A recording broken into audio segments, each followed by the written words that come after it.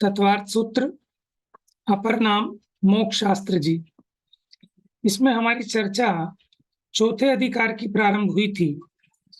चौथा अध्याय ऊर्ध्व लोक की चर्चा कर रहा है, माने देव गति के जीवों का कैसा स्वरूप है उसके बारे में यहाँ चर्चा चल रही थी। थोड़ा सा एक बार रिवाइज कर लेते हैं फटाफट जल्दी से सूत्र।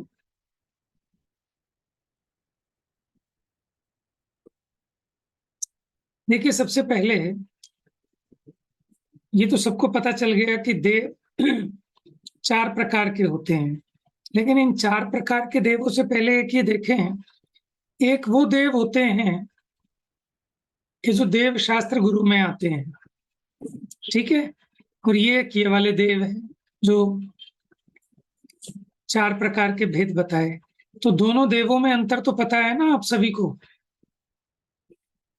वो वीतरागी हैं, सर्वज्ञ हैं, हितोपदेशी हैं। लेकिन ये देव गति के जीव हैं, संसारी हैं।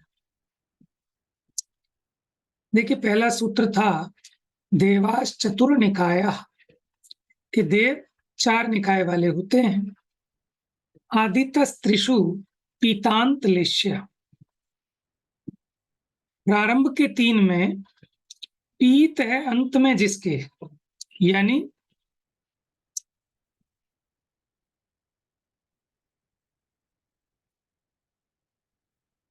आदित्य त्रिषु पीतांत लेश्य, माने पहले 3 कौन से हैं 4 निकायों में से?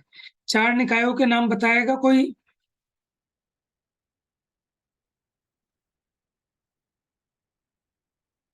भैया भवनवासी, व्यंतर, ज्योतिषी और वैमानिक। गए उनको कहते हैं भवनत्रिक। पहले 3 भवनत्रिक हो गए। तो भवनत्रिक में पीत है अंत में जिसके, यानी कृष्ण, नील, कापोत और पीत, यानी पीत से ऊपर की लेश्या नहीं होगी। लेश्या के बारे में सामान्य से तो आप जानते हैं 6 प्रकार की होती है ना, कृष्ण, नील, कापोत। तो ये तीव्र से मंदतर की ओर चल रहे हैं। कृष्ण सबसे तीव्र लेश्या है, नील उससे हल्की है, कापोत और हल्की है, ठीक है, मंद कषाय है थोड़ी सी। अब लेकिन ये तीनों की तीनों कहलाती है अशुभ लेश्या। पीत, पद्म, शुक्ल, ये शुभ लेश्या कहलाती हैं। अब यह पीत से शुभ अधिक माने शुभतर पद्म है और शुभतम शुक्ल है। रंग के हिसाब से भी आप देखें, और आपने वो षटलेश्या वाला वृक्ष का उदाहरण भी देखा होगा कि एक की कषाय तो ऐसी है कि आम खाना है और उसकी जड़ को ही काट रहा है, और एक की कषाय ऐसी है कि किसी माने फल को भी तोड़ नहीं रहा, जो जमीन में टूटकर गिर गया उस फल को उठाकर अपना काम चला रहा है। तो तीव्रता से मंदता की ओर अगर देखें तो कृष्ण, नील, कापोत, पीत, पद्म, शुक्ल। तो पीत है अंत में जिसके। अब प्रश्न ये खड़ा होता है, क्या देवों में अशुभ लेश्या भी हो सकती है? कृष्ण, नील, कापोत कैसे होगी देव गति में? तो ये कहते हैं कि वो उनको अपर्याप्तक दशा में पाई जा सकती है, ठीक है, निर्वृत्त अपर्याप्तक दशा में।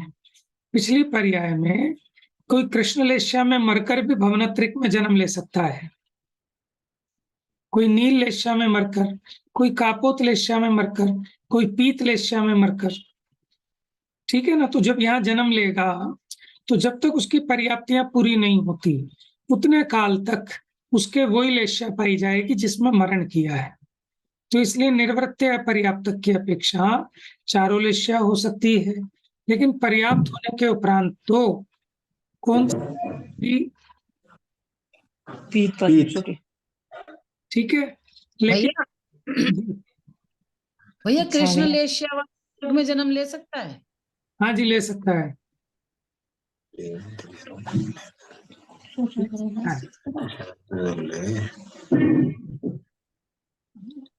भैया बस विग्रह गति में, मतलब विग्रह गति में हो सकती है ये वाली 3 लेश्या, बाकी तो शुभ ही होंगी।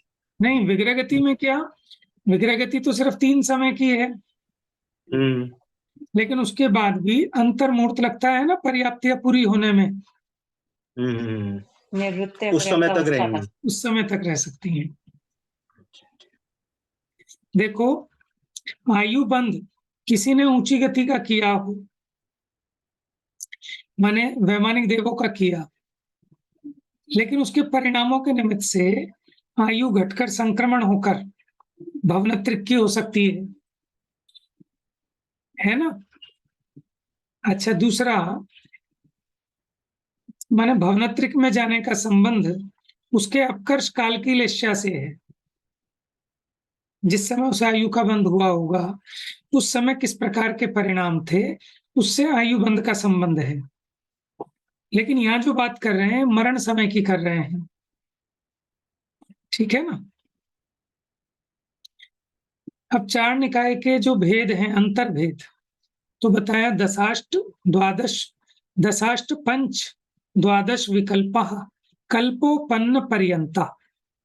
तो 10 किसके भेद होंगे? पहला भवनवासी के, 8 किसके होंगे? व्यंतर के, 5 ज्योतिषी के, 12 वैमानिकों के। कल्पोपन्न पर्यंता कहां तक? कल्पवासियों तक। फिर इसके बाद इन देवों में 10-10 प्रकार के भेद पाए जाते हैं। तो वो बताए इंद्र सामानिक, त्रायस्त्रिंश, पारिषदात्म रक्ष लोक पालानीक, प्रकीर्ण का भी योग्य किल विशिकाश चैकशः। माने एक एक में, ये जो हमने सारे भेद बताए थे ऊपर, तो एक एक भेदों में ये अंतर भेद और बनते हैं। अच्छा, आप मुझे बताएंगे कि पुलिस की तरह कौन होते हैं इसमें? कौन सा ऐसा भेद है जो पुलिसमैन को डिनोट करता है? लोकपाल। यस। मंत्री की भांति कौन होते हैं? पारिषद रायफ्रेंश। कितने होते हैं संख्या में? 33। यस, 33। पारिषद कौन होते हैं? किसके समान होते हैं? जैसे इस लोक में मित्रों के समान, हाँ, जो उसकी सभा में सभासद, जो अनुमोदना करते हैं। हाँ, सभा में बैठते हैं। अच्छा, बॉडीगार्ड की तरह कौन है इसमें? आत्मरक्ष, ठीक है। आर्मी की तरह अनिक, ठीक है। और शूद्र की तरह अभियोग्य, उसको ठीक चांडाल की तरह जो एक कोने में रहते हैं, वो किलविश सबसे। और जो दूसरे देवों के विमान आदि बनते हैं ऐसे अभियोग्य, ठीक है। मम्मी को दूध को काली बनाते हैं।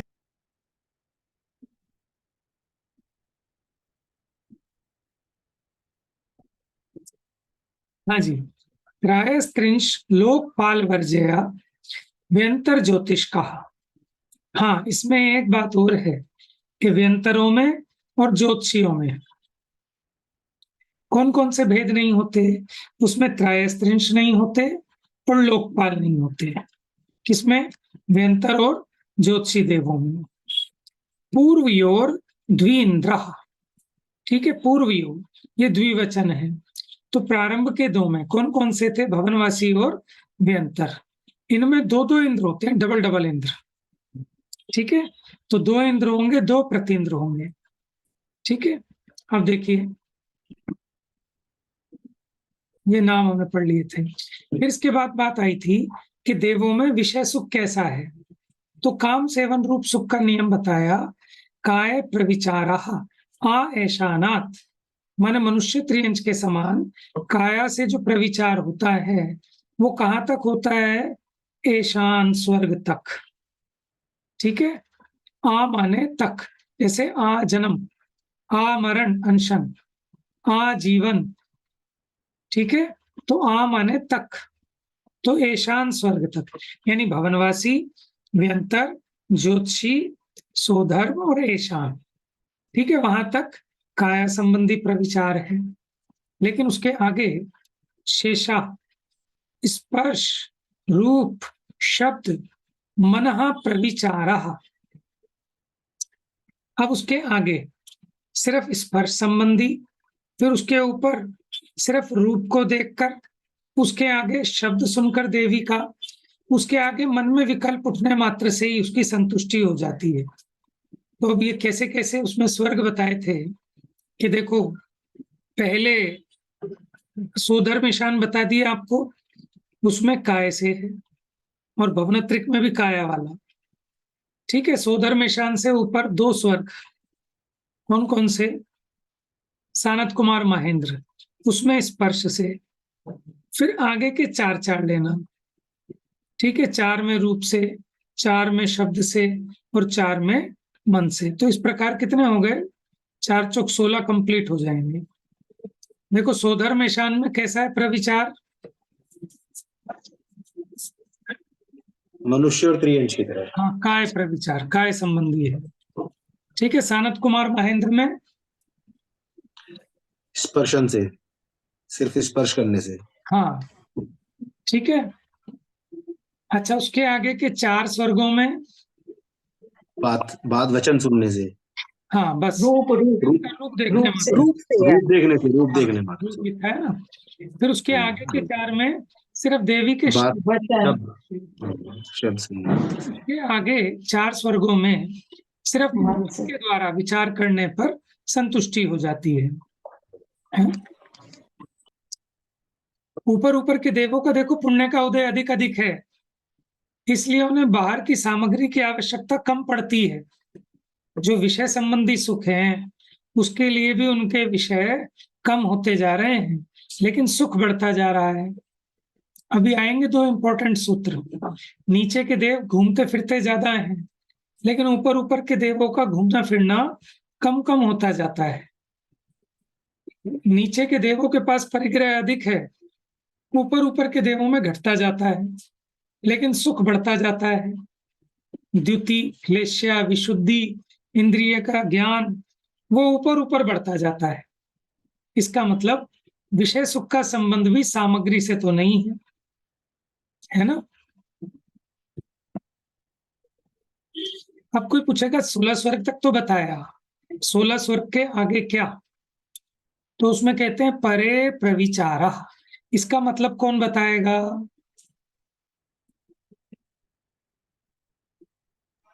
आगे उनके मन में प्रविचार नहीं विचार होता, नहीं आता। विचार नहीं आता। वो लिखा तो प्रविचारा है, लेकिन वो अप्रविचारा है। विचार। इसको क्या बोलते हैं? जो आपको एक सिंबल दिख रहा है, इसको क्या बोलते हैं? हाँ बोलते हैं। इसको Yes, कहते जो हैं है। अवग्रह। क्या कहते हैं? अवग्रह। अवग्रह। ठीक है, परे प्रविचारा।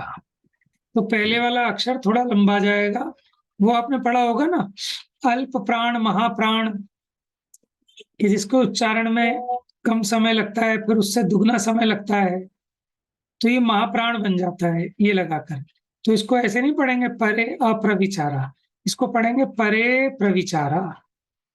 तो जितना आप सामान्य से टाइम लगाते, अब उससे डबल टाइम लगाओगे रे बोलने में। परे प्रविचारा, उससे आगे अप्रविचार है। उसके आगे के देवों के पास देवियां भी नहीं होती।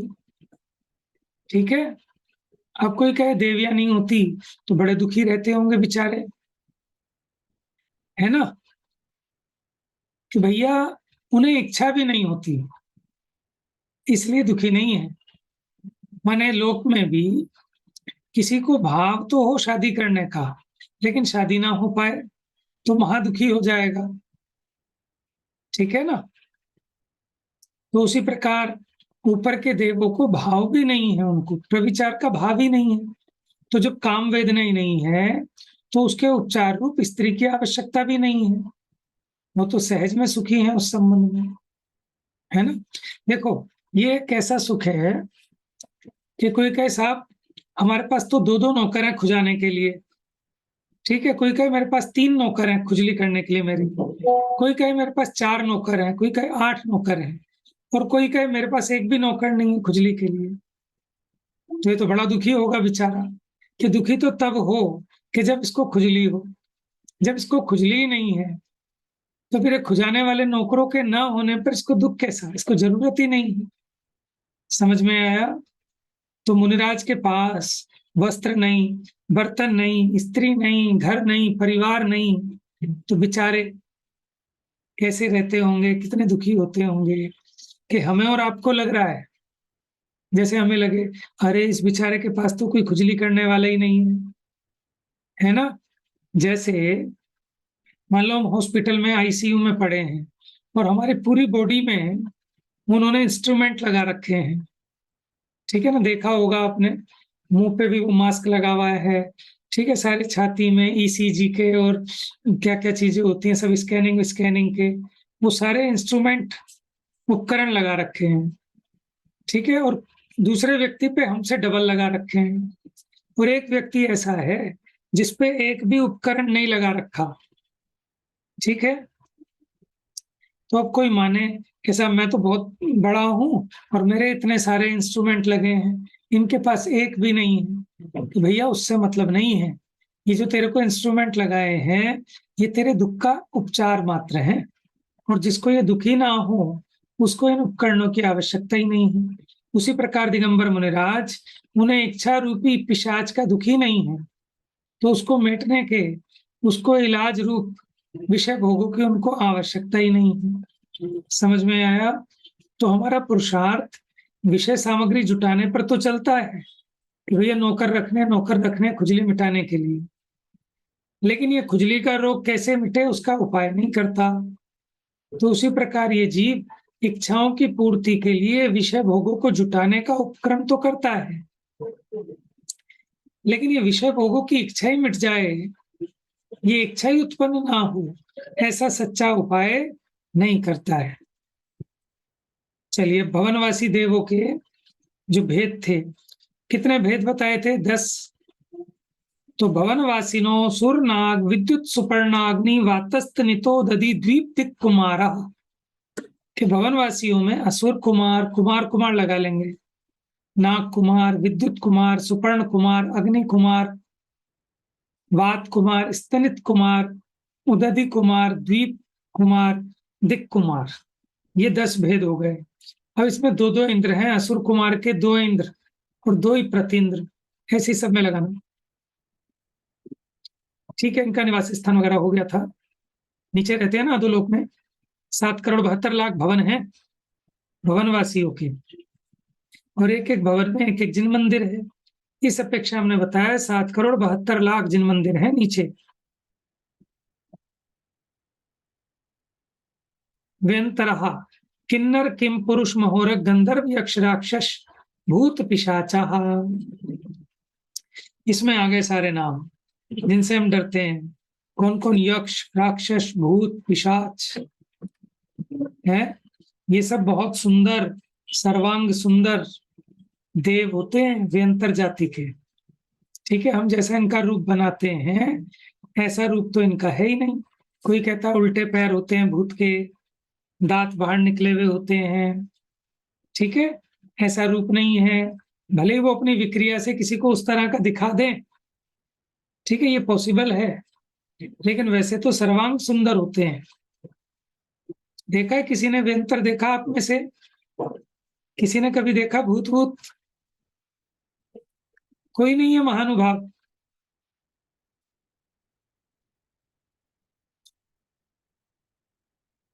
देखा है मम्मी?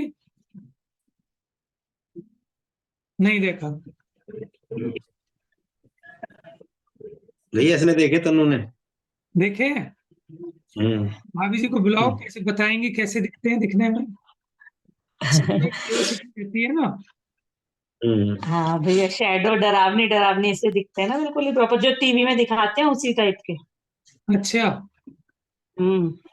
तो देखो ये देवों वो के ऊपर फोटो है। उनकी वैसे भी है, वो डराने की अपेक्षा डराने की ही अपेक्षा वो उस ही। तरह से वो दिखाते हैं अपने आप को हाँ। ना, प्रेजेंट उस तो तरह आपने कहा देखे तनु जी, आपने कहा देखे? भाभी जी आपको तो सारी स्टोरी बता रखी है ना, मेरे पे भी अंतर्बाधा हो गई थी ना एक बार। नहीं तो मतलब आप, वो तो आपने पता बाधा हुई थी तो आप तो चिपते भी थे। दीवारों में पूरे प्रॉपर, हाँ दीवार में दिखते थे प्रॉपर। तो वो ऐसा है ना, पूछ रहे हो? व्यंतरों की शक्ति तो है, वो जैसा हम्म। चाहे आपको दिखा सकते हैं, ठीक है, लेकिन अपने पाप का उदय भी होना चाहिए साथ में। अगर हमारे पाप का उदय ना हो तो सामने वाला हमें जरा भी डरा भी नहीं सकता, है ना। तो अब ये सोच के कोई उनको पूजना प्रारंभ कर दे तो ये तो कोई उपाय नहीं है, बिल्कुल। ठीक है ना। देखो, भैया मैंने देखा तो नहीं, पर महसूस तो मैंने भी करा है एक बार। मैं क्या था, पहले हम गौतमपुरी रहते थे ना, तो हमारा मेरा कमरा बाहर का हुआ करता था घर, मतलब जैसे बाहर शटर लगा हुआ था, उससे बाहर एक रूम था, ड्राइंग रूम। मैं वहां सोता था, रात को देर से आया अपने यार फ्रेंड्स के साथ से, और आके वहां सो जाता था। तो एक दिन मैं सो रहा था रात को, और सोते सोते एकदम जैसे आंख खुली सी, और मेरा किसी ने गला दबाया, और मैंने बहुत हाथ पैर पीटे, बहुत आवाज नहीं निकली मेरी बिल्कुल भी, हाथ पैर बहुत पीटे, मतलब 30 सेकंड तक ये प्रोसेस चलता रहा, और इसके बाद गला छोड़ दिया। अब मेरी ये हिम्मत ना हो कि मैं आंख खोल के देख लूं कि कौन है या नहीं है। 5-7 मिनट बाद मैंने हिम्मत करके आंख खोली, और रूम से फटाक से बाहर, फिर अंदर चैनल खुलवाया, फिर अंदर जाके सो गया। उस टाइम तो मेरे से घर वालों ने कुछ नहीं पूछा, सुबह पूछे कि हुआ क्या था रात को तुझे, जो तू अंदर भाग के आया था। है तो सब कुछ संसार में, बस अपने उदय प्रमाण है। हाँ, तो मैं ये चर्चा इसलिए कर रहा हूँ कि कई लोग नकारते हैं कि भूत भूत आप कुछ बता नहीं भैया, है। सचमुच ही कोई इंसान ही हो आपके रूम में छुप गया हो, बाहर के कमरे में आके छुप भाभी गया हो कोई बंदा? अंदर से दरवाजा बंद था, और मैं पूरे कॉन्शियस में था, हाथ पैर पटक रहा हूँ, ये सब मुझे पता है, मेरे होशो हवास में हो रहा था, और अंदर से कुंडी लगी हुई थी कमरे की। हाँ, हो भी सकता है भाई, जिसने महसूस किया है वही जान सकता है। हाँ, हाँ, देखो ऐसा है, और ये भी नहीं, बचपने की बात नहीं है, मैं 23 साल की उम्र में थी उस टाइम, शादी पक्की हो चुकी थी, 23-24 साल का था, शादी पक्की हो चुकी थी, जब की बात छोड़ है। दो। हाँ, इतने हाँ बड़े थे? हाँ हाँ, बिल्कुल जवानी की बात है। सही है। अब रखो यार। हाँ जी। तो हमने चर्चा इसीलिए की है कि कोई ये ना समझे कि भूत पिशाच होते ही नहीं है, होते हैं, लेकिन आप उनका स्वरूप समझिए, हैं। वो चार जाति के जो देव हैं, उनमें से व्यंतर जाति के देव, उनमें भूत पिशाच राक्षस आदि होते हैं। और ये जो व्यंतर है ना, इनकी आदत होती है, कौतूहल होते हैं, कौतूहली, जैसे छोटे बच्चे होते हैं ना, वो शरारत करते रहते हैं। जैसे हमारे पास छोटे बच्चे आते थे पढ़ने, नर्सरी क्लास का एक बच्चा था, अब तो शादी हो गई उसकी। तो एक बार हमारे शास्त्री पार्क में वो था, कवियों का वो होता है ना, क्या बोलते हैं उसको, जैनी कवि लोगों ने सम्मेलन लगाया हुआ दिया, था, कवि सम्मेलन। कवि सम्मेलन। मुशायरा। नहीं, मुशायरा तो मुशायरा थोड़ा भी। सा अलग हो जाएगा। एक सम्मेलन पांडुशिला कवि पे होता था सम्मेलन, ना बहुत। हाँ। तो वो बच्चे ने मुझे इतना दुखी कर दिया, वहां प्रोग्राम में बैठने नहीं दिया। मेरे ट्यूशन में तो डरता था मेरे से बहुत, वहां उसने इतना मेरे को परेशान किया, कभी मेरी सीट के नीचे कागज रख जाए, कभी पत्थर रख जाए, कभी कुछ कर जाए, ठीक है। और ट्यूशन में बिल्कुल डरता था, कुछ नहीं बोलता था। तो जैसे बच्चे का होता है ना, क्लास में बच्चे एक दूसरे के पीछे चौक लगा देते हैं, किसी बच्चे की वो पैंट के पीछे रस्सी बांध देते हैं, ठीक है, डस्टर का पाउडर लगा देते हैं, उसके पीछे चिट लगा देते हैं शर्ट पर कि मैं पागल हूं, ऐसा कौतूहल करते हैं ना बच्चे। तो ऐसे ही व्यंतर जाति के देव हैं, ये कौतूहल करते हैं, और जो इनसे डर जाता है उससे और मजा लेते हैं, और जो इनसे डरता नहीं है, वहां कहते हैं, जैसे छोटे बच्चे होते हैं ना, छुप के बैठ जाएंगे गेट के पीछे, धप्पा करेंगे, आप डर जाओगे तो वो रोज डराएंगे, आप नहीं डरोगे तो कहेंगे कोई फायदा ही नहीं है। तो ऐसे व्यंतर जो होते हैं, वो थोड़ा उनका नेचर कौतूहल वाला होता है, ठीक है ना। लेकिन आपको सुख दुख देने में वो निमित्त तभी हो सकते हैं जब आपके उस प्रकार के पुण्य पाप का उदय हो। और उनकी पूजा करने से तो और पाप का बंद होता है। अब लोग घबराहट के मारे कहते हैं साहब वो दही पितर हमारे रिश्तेदारी में मर गए थे, वो भूत बन गए, नियंतर बन गए, इसलिए हम उसको पूजते हैं। लेकिन उनको पूजने से महामिथ्यात्व का आश्रव बंद होता है, महापाप का आश्रव बंद होता है। ठीक है ना। मैंने तो एक ब्रह्मचारी जी के मुख से सुना था कि एक बार खोटे देवी देवता के आगे नमस्कार करने मात्र से 900 करोड़ वैश्याओं के साथ रमन करने पर जितना पाप होता है उतना पाप बंद होता है। अब ये तो उपमा से कहा, लेकिन आप ये समझें, सब पापों में सबसे बड़ा पाप है मिथ्यात्व का। ठीक है। और उसमें भी तीव्र है। आप जो ये बात बता रहे हो, मैं अभी 8-10 दिन यात्रा में ही थी, बुंदेलखंड की यात्रा में होकर आई हूँ।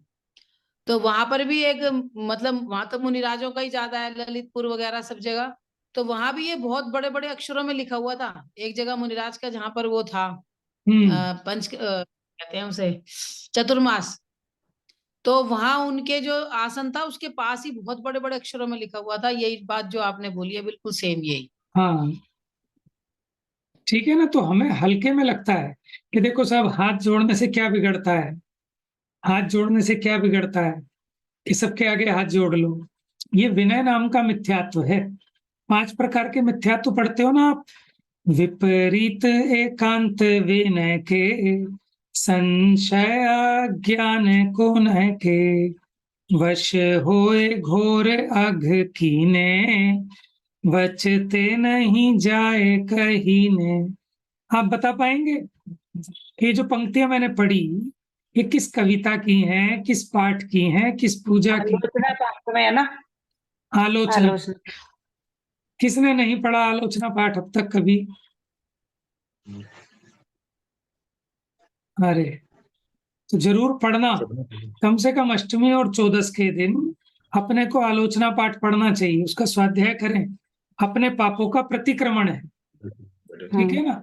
अब उसमें 5 प्रकार के मिथ्यात्व बताए और ये कहा ये जीव मिथ्यात्व के वशीभूत होकर है घोर अग कीने। अग में होता है पाप। तो 5 प्रकार के मिथ्यात्व में विपरीत मिथ्यात्व, एकांत मिथ्यात्व, विनय मिथ्यात्व, संशय मिथ्यात्व, अज्ञान मिथ्यात्व। ठीक है।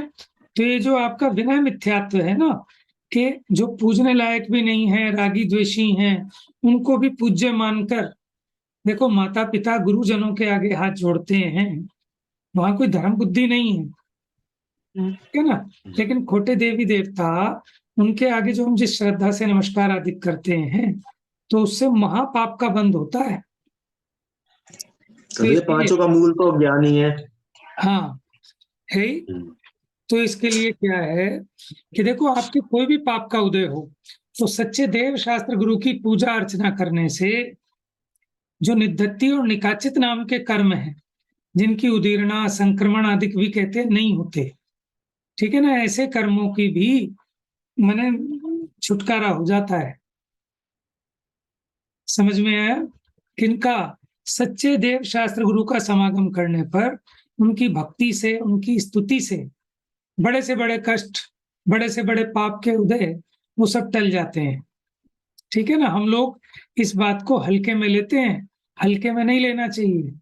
आप पढ़ें शास्त्रों में, देखो अरहंत आदि के प्रति जो भक्ति का भाव है वो मंद कषाय रूप परिणाम है ना।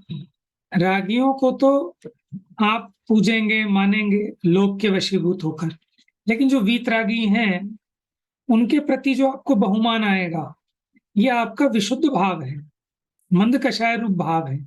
आप एक बात बताओ, सेठ जी को तो सब जय जिनेंद्र करते हैं, ठीक है, क्योंकि वहां आपका लोभ है उसमें कि पैसा मिलेगा सेठ जी से। लेकिन जिसके पास कुछ नहीं है, खुद के पहनने के लिए कपड़े नहीं है, तो भी हमें उनका बहुमान आ रहा है। तो हमारे परिणामों में कुछ कषाय की मंदता हो, विशुद्धता हो, तो कहीं ना कहीं सामान्य थोड़ा तत्व ज्ञान महानता भाषित होती है ना त्याग की, कि जिन्होंने सब कुछ त्याग दिया वो ज्यादा महान है, जिन्होंने सब ग्रहण कर रखा है वो महान नहीं है। तो उससे अपना जो आसक्ति का परिणाम है परिग्रह के प्रति, वो मंद होता है। वो उसकी शिक्षा देने वाले हैं कि परिग्रह सुख का कारण नहीं है। इसलिए देव शास्त्र गुरु के प्रति जो अपना परिणाम है अनुराग भाव है, ठीक है, वो समस्त पापों की निर्जरा करने वाला है। तभी तो कहते हैं ऐसो पंच नमो यारो सर्व पावक प्रणाशुनो, कि ऐसे पंच नमस्कार मंत्र का ध्यान स्मरण करने से सर्व पावक प्रणाशुनो, कि सारे पापों का नाश होता है। मंगलाणम च सव्यसिम, सब मंगलों में वो पहले मंगल है। परमम होई मंगलम, और इसीलिए इस मंत्र को पढ़ने से सब प्रकार का मंगल होता है। षटखंडागम जी में तो पहला टॉपिक ये लिया पूरा मंगल के ऊपर, क्योंकि षटखंडागम में पहली गाथा वो नमोकार मंत्र की है। ये नमोकार मंत्र कहाँ लिखा गया कि षटखंडागम की जो प्रथम गाथा है मंगलाचरण की, वहां कई 7-8 लिखा गया है। कुछ पूछ रहे हैं? ये मंगलाचरण ही है ना षटखंडागम का, तो मंगलाचरण ही नमोकार मंत्र जी।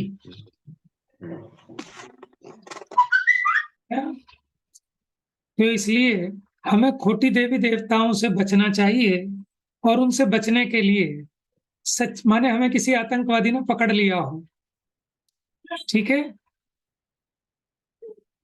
तो हम कहीं हमें हमारे पापा दिख जाएं, मम्मी दिख जाएं, तो उनसे बचकर भागकर उनकी ओट में छुप जाएंगे ना, कि वो हमें प्रोटेक्शन देंगे। तो उस प्रकार सच्चे देव का आश्रय लें और उनके आश्रय से खोटे देवी देवताओं का विसर्जन कर दें।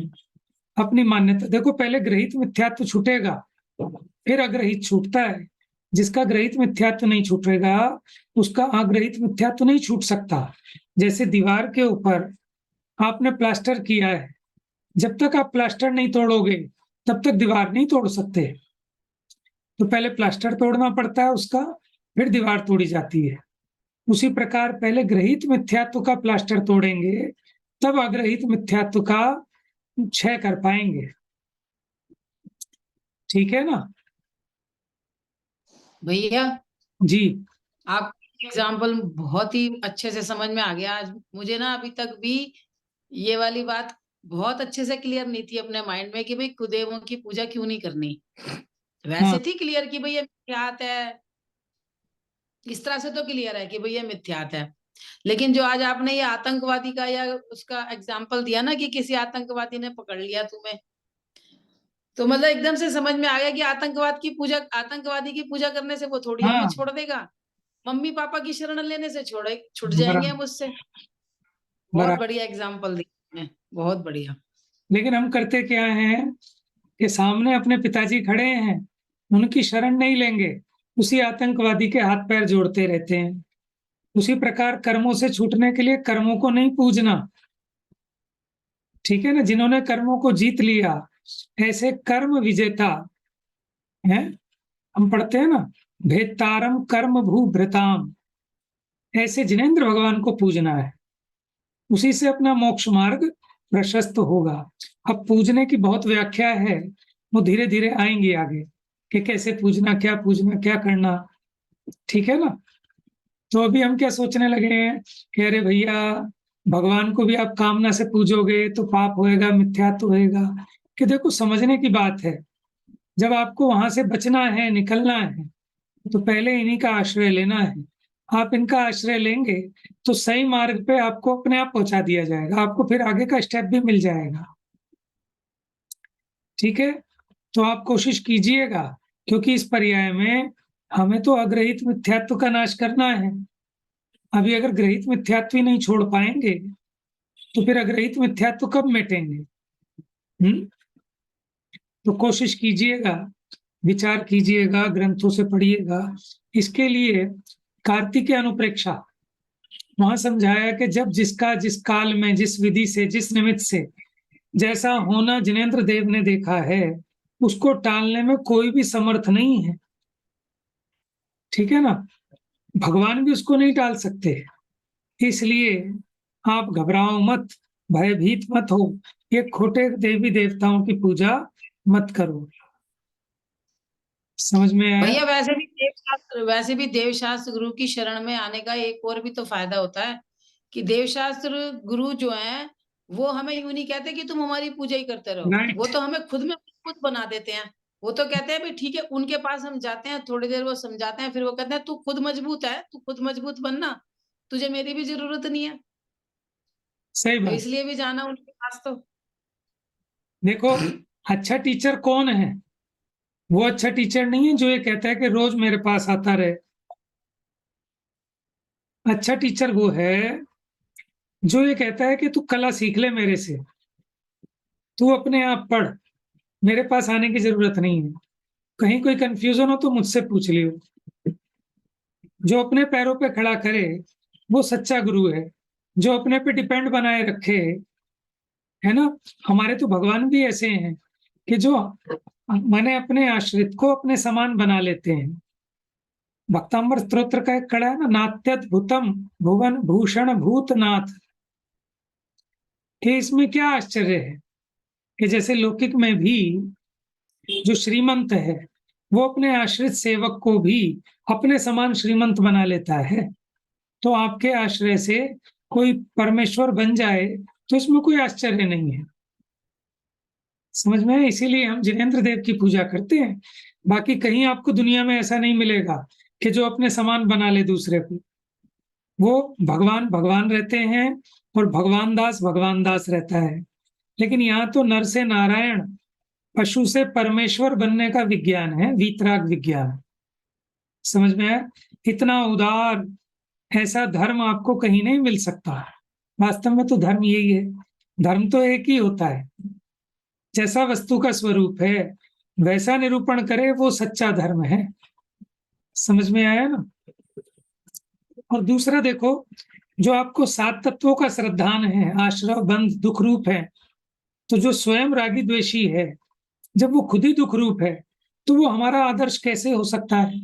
हमारे आदर्श जिन्होंने संवर्ण निर्जरा मोक्ष प्रकट किया है, ठीक है ना, संवर्ण निर्जरा मोक्ष उपादेय है, सुखरूप है, तो जिनके जीवन में संवर्ण निर्जरा आई, ऐसे दिगंबर मुनिराज, जो मोक्ष पने को प्राप्त हुए, ऐसे अरहंत सिद्ध भगवान, वो हमारे आदर्श हो सकते हैं। चलिए, आपने कुछ कहना हो किसी ने? भैया लोक में भी वैसे भी देखा जाए ना तो उनके यहाँ तो यही बताते हैं कि मैं 10 साल से जा रहा था मंगलवार को पूजा करने, और एक ही मंगल मिस हुआ, उसी दिन कांड हो गया। अरे भैया, जिसको 10 साल पूज कर भी नहीं उन्होंने तुम्हारी रक्षा कर सके, अगर एक दिन नहीं करा तुमने तो ही तुम्हारा एक्सीडेंट हो गया, तो ऐसे देव को पूजने से क्या फायदा? सही बात है। वो इतने दिन जो एक्सीडेंट नहीं हुआ ना, वो उनकी कृपा से नहीं हुआ। हमें हाँ, हाँ। मतलब खुद ही प्रूफ हो रहा है कि तुमने 10 साल तो पूजा करी, और वो हाँ। 10 साल पूजा करने का क्या फल निकला कि अगर एक मंगलवार रह भी गया तुम्हारा, उसी दिन तुम्हारा एक्सीडेंट हो गया। है ना? हम तो ये कहते पर हैं, वो भैया अपने अपने वीतरागी देव में भी ऐसा ना मान ले कि नहीं। भाई देखो उनको पूजने से तो तेरा नहीं हुआ, हाँ, इन्हें पूजने से हो जाएगा, ऐसा ना मान ले। बराबर। तो वही वही तो सब। मिथ्या मानता है भाभी जी, वही तो हाँ। सब अभी भी आधे से ज्यादा क्या कर रहे हैं, मंदिर में जाकर, सही। या जो और अपने यहाँ भी अगर कुदेवों को पूज ही रहे हैं ना, पद्मावती को क्यों पूज रहे हैं? वो डर से पूज रहे हैं कि हमें इनसे ये लाभ हो रहा है, अगर हमने नहीं पूजा तो नुकसान हो गया, तो सिर्फ एक ये भय खाता है कि हमने पूजना छोड़ दिया और हमें नुकसान हो गया तो। बराबर। तो देखो, वीतरागी देव को भी अपनी अज्ञानता से पूज के हमने अपनी अज्ञानता में कुदेव बना लिया, वो तो अपने नहीं हुए ज्ञान कुदेव। राइट। अपनी अज्ञानता में हमने उन्हें